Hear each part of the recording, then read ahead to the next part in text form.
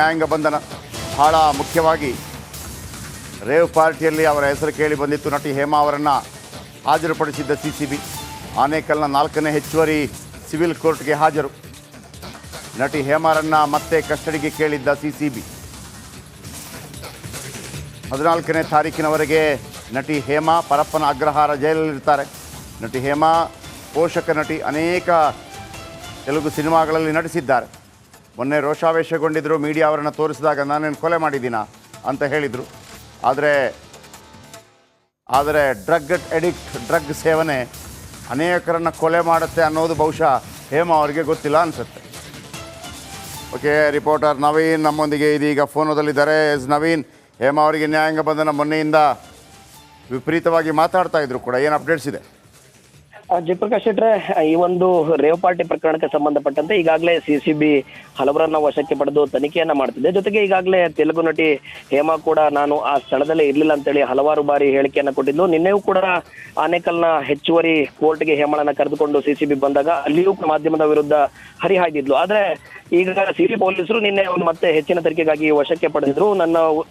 ನಾನು ಯಾವುದೇ ತಪ್ಪನ್ನ ಮಾಡಿರ್ಲಿಲ್ಲ, ನಾನೇನಾದ್ರೂ ಕೊಲೆ ಮಾಡಿದ್ದೇನೆ ಅಂತೇಳಿ ಮಾಧ್ಯಮದವರ ವಿರುದ್ಧ ಕೂಡ ನಿನ್ನೆ ಹರಿಹಾಯ್ದಿದ್ರು. ಆದ್ರೆ ಈಗ ಸಿಸಿಬಿ ಪೊಲೀಸರು ನಿನ್ನೆ ಒಂದು ದಿನದ ಮಟ್ಟಿಗೆ ಅವರನ್ನ ಇಲ್ಲಿನ ಆನೇಕಲ್ ಕೋರ್ಟ್ ನಲ್ಲಿ ಹೆಚ್ಚುವರಿ ಸಿವಿಲ್ ನ್ಯಾಯಾಧೀಶರ ಮೂಲಕ ಹಾಜರುಪಡಿಸಿದಾಗ ಒಂದು ದಿನದ ಮಟ್ಟಿಗೆ ಅವ್ರನ್ನ ನಿನ್ನೆ ವಶಕ್ಕೆ ಪಡೆದಿದ್ರು. ಅದರ ಬಳಿಕ ಈಗ ಮತ್ತೆ ಸಿಸಿಬಿ ಪೊಲೀಸರು ಆನೇಕಲ್ ಕೋರ್ಟ್ಗೆ ಹೇಮಾಳನ್ನ ಈಗ ಮತ್ತೆ ಇನ್ನು 14ನೇ ತಾರೀಕಿನವರೆಗೆ ಪರಪ್ಪನಗ್ರಹಾರ ಜೈಲಿನಲ್ಲಿ ನಟಿ ಹೇಮಾ ಇರಬೇಕಾದ ಪರಿಸ್ಥಿತಿ ಎದುರಾಗಿದೆ. ಈಗ ಜೊತೆಗೆ ಈಗಾಗಲೇ ಹೈಕೋರ್ಟ್ ವಕೀಲರನ್ನ ತನ್ನ ಊರಿನಿಂದಲೇ ಕರೆಸ್ಕೊಂಡಿರುವ ಹೇಮಾ ಈಗಾಗಲೇ ತನ್ನ ಪ್ರಕರಣದಲ್ಲಿ ನನ್ನ ಏನು ಪಾತ್ರ ಇಲ್ಲ, ನಾನು ಈಗಾಗಲೇ ಈ ಒಂದು ಪ್ರಕರಣದಲ್ಲಿ ಪದೇ ಬಿಂಬಿಸ್ಕೊಳ್ತಾ ಇದ್ದು ಮಾಧ್ಯಮದವರ ವಿರುದ್ಧವೂ ಕೂಡ ಪದೇ ಪದೇ ಆಕ್ರೋಶವನ್ನ ಹೊರ ಹಾಕಿದ್ರು ಸಹ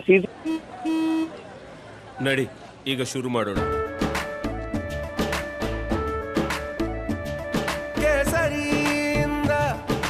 ಮನೋಲ್ಲಾಸ ಮನಸ್ಸು ಮತ್ತೇರಿ ಕುಣಿದಾಡಿದೆ ನೋಡು, ಮನಸ್ಸು ಮತ್ತೇರಿ ಕುಣಿದಾಡಿದೆ ನೋಡು.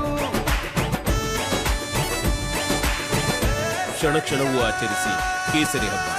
ವಿಮಲ್ ಬಾಯಲ್ಲಿ ಹೇಳಿ ಕೇಸರಿ. ಸಿಸಿಬಿ ಪೊಲೀಸರು ಈ ಒಂದು ಪ್ರಕರಣವನ್ನ ಈಗಾಗಲೇ ಆ ಒಂದು ನಟಿ ಹೇಮಾಳ ತಲೆ ಕೂದಲ ಸ್ಯಾಂಪಲ್ ಇರುವಂತದ್ದು, ಜೊತೆಗೆ ಯೂರಿನ್ ಸ್ಯಾಂಪಲ್ ಎಲ್ಲವನ್ನೂ ಪಡೆದಿರುವ ಹಿನ್ನೆಲೆಯಲ್ಲಿ ಮುಂದಿನ ದಿನಗಳಲ್ಲಿ ಏನಾದರೂ ಮಾದಕ ವಸ್ತುವನ್ನ ಸೇವಿಸಿರುವ ನಿಟ್ಟಿನಲ್ಲಿ ಏನಾದರೂ ದೃಢಪಟ್ಟರೆ ಮತ್ತೆ ಜೈಲಿನಿಂದ ಬಿಡುಗಡೆ ಆದ್ರೂ ಸಹ ಇನ್ನೊಂದಷ್ಟು ತನಿಖೆಗೆ ಮತ್ತೆ ಹಾಜರಾಗಬೇಕಾದ ಪರಿಸ್ಥಿತಿ ನಟಿ ಹೇಮಾಗೆ ಎದುರಾಗಿರುವಂತದ್ದು. ಜಯಪ್ರಕಾಶ್ ಶೆಟ್ರೆ. Okay, thank you.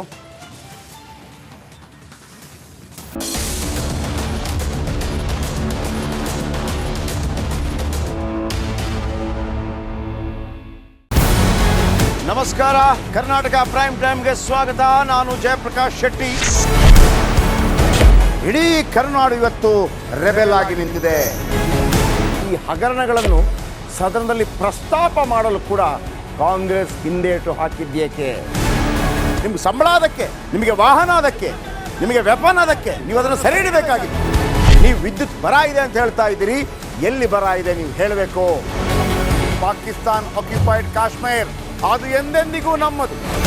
40 ಮೆಷಿನ್ಗಳು ತಂದಿತ್ತು ನೋಟ್ ಎಣಿಸುವುದಕ್ಕೆ, ಅದೇ ಹಾಳಾಯಿತು. ಮಥುರಾದ ಗಲಾಟೆ ಇದೆಯಲ್ಲ, ಅದು ಸ್ಥಳೀಯವಾಗಿ ಕೂತು ಪರಿಹರಿಸಬಹುದಾದಂಥ ಕಾನೂನಿದೆ.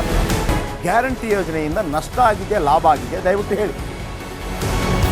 Dawood Ibrahim most wanted criminal ಯಾವಾಗಾದ ಅಂದರೆ ಇಲ್ಲಿ ತನಕ ಭಾರತ ದೇಶದಲ್ಲಿ ಓರ್ವ ದಲಿತ ಪ್ರಧಾನಿಯಾದಂಥ ಇತಿಹಾಸವೇ ಇಲ್ಲ.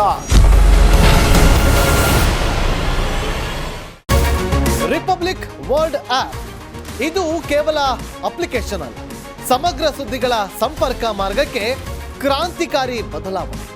ರಿಪಬ್ಲಿಕ್ ವರ್ಲ್ಡ್ ಆಪ್ ಕೇವಲ ಸುದ್ದಿ ಅಪ್ಲಿಕೇಶನ್ ಅನ್ನ ಪರಿಚಯ ಮಾಡ್ತಾ ಇಲ್ಲ, ಬದಲಾಗಿ ಡಿಜಿಟಲ್ ಸುದ್ದಿ ಬಳಕೆಯ ಹೊಸ ಯುಗಕ್ಕೆ ನಾಂದಿ ಹಾಡ್ತಾ ಇದೆ.